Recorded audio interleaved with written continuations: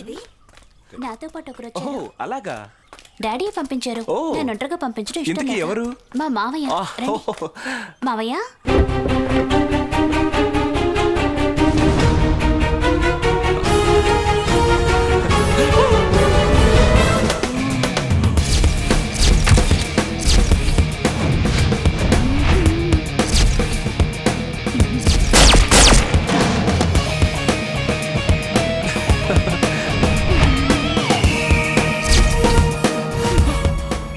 మనం మళ్ళీ ఎప్పుడు ఎక్కడా కలుసుకోకూడదు.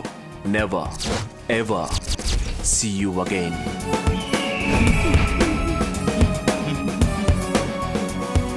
అయ్యో నన్ను చప్పదు. బాబాయ్ గారు నన్ను ఆశీర్వదించాలి.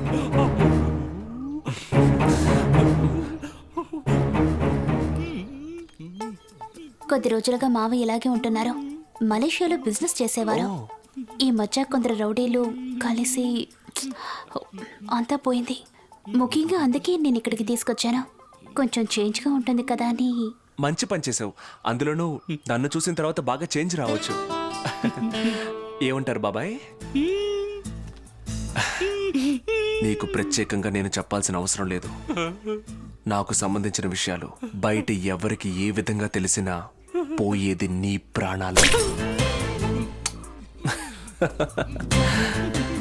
సాగర్, బాబాయ్ గారికి ప్రత్యేక మర్యాదలు చేస్తూ స్పెషల్ రూమ్ లోకి తీసుకువెళ్ళండి.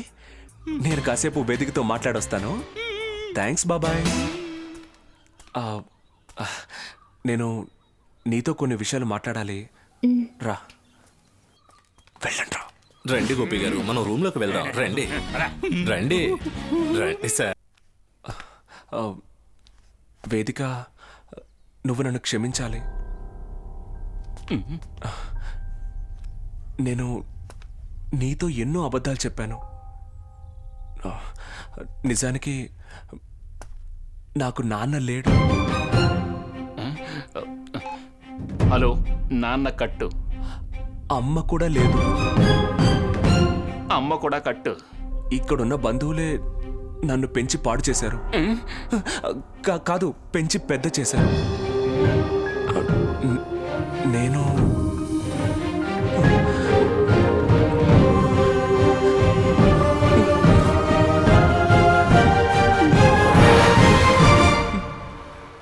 ఇవన్నీ మన చేతుల్లో లేవుగా రోషన్. ఆ విదే కారణం. మనమేం చేస్తాం? పైగా ఇంత పెద్ద కుటుంబం ఉంది కదా మిమ్మల్ని ప్రేమగా చూసుకోవడానికి. రోషన్, ఇంట్లో అమ్మానాన్న ఫోటో పెట్టుంటే బాగుండేది. ఏంటి? ఫోటో ఫోటో ఉంది, నా మనసులో ఉంది.